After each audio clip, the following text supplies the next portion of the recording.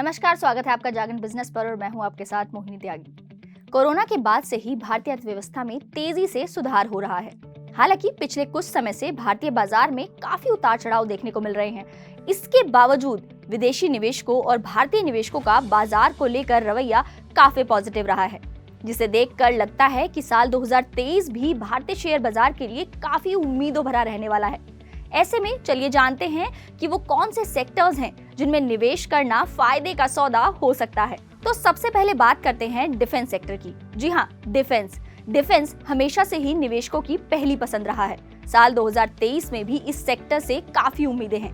कई एनालिस्ट का ये भी मानना है कि इस साल डिफेंस सेक्टर काफी अच्छा परफॉर्म करेगा। Immediately from a one year perspective, I would probably stick more with domestic consumption themes like cement, infrastructure, power, PSUs, defense. Those would probably be sectors that I would look at.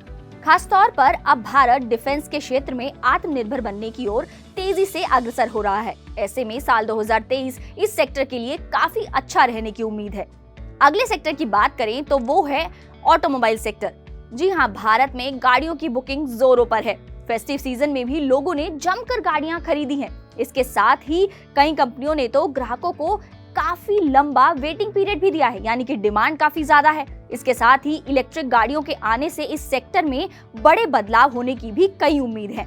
माना जा रहा है कि आने वाले समय में इस सेक्टर में काफी तेजी देखने को मिल सकती है। वहीं अगर एक और सेक्टर की बात करें तो वो है इंफ्रास्ट्रक्चर। जी हाँ, भारत में इंफ्रास्ट्रक्चर डेवलपमेंट पर काफी जोर दिया जा रहा है। इंफ्रा सेक्टर में सरकारी निवेश सबसे ज्यादा रहता है। खासतौर पर 2023 में सरकारी योजनाओं के जरिए भारी निवेश के कारण इस सेक्टर में अभी से तेजी देखने को मिल रही है। इसके साथ ही इस सेक्टर पर एनालिस्ट का व्यू भी काफी पॉजिटिव रहा है। मैं एक सेक्टर पे इंफ्रास्ट्रक्चर, कंस्ट्रक्शन, इनके रिलेटेड सारे जो कंपनीज है और एक्टिविटीज है उस पे दो तीन मुख्य कारण इसके हैं। पहली बात तो ये है कि प्राइवेट केपेक्स बहुत सालों के बाद पिकअप कर बहुत जबरदस्त पिकअप। दूसरी बात है सरकार के तरफ से पब्लिक एक्सपेंडिचर भी जबरदस्त होने वाला है। हम जानते हैं कि सेंट्रल इलेक्शन तकरीबन 18 महीने के अंदर ही होना चाहिए, तो सेंट्रल केपेक्स भी जबरदस्त। आज के दिन में बजट पे अगर ध्यान दें आप, बजट में बहुत अनयूटिलाइज्ड जो केपेक्स करना था वो केपेक्स हुआ नहीं। स्टेट गवर्नमेंट्स पे भी यही हालत है। तो आने वाले दिनों में जबरदस्त कैपिटल एक्सपेंडिचर, इंफ्रास्ट्रक्चर स्पेंड होगा और इसका बहुत बड़ा फायदा इंडिया के जो दिग्गज कैपिटल गुड्स कंपनीज है या इंफ्रास्ट्रक्चर रिलेटेड कंपनीज है, बिल्डिंग मटेरियल कंपनीज है, सीमेंट कंपनीज है, इनको मिलेगा। तो हम लोगों का मानना है कि यहाँ पे जरूर चाहिए। आने वाले समय में इंफ्रास्ट्रक्चर में और भी तेजी रहने की पूरी संभावनाएं हैं। और अब बात करते हैं 2022 में बेहतरीन परफॉर्मेंस दे चुके बैंकिंग और फाइनेंस सेक्टर की। बैंकिंग सेक्टर भारतीय अर्थव्यवस्था की रीढ़ की हड्डी माना जाता है। ऐसे में इस सेक्टर के अच्छे शेयरों में निवेश आने वाले समय में आपको काफी अच्छा रिटर्न दे सकता है। हालांकि इस सेक्टर में निवेश के लिए निवेशकों को थोड़ी सावधानी और रिसर्च की जरूरत जरूर है।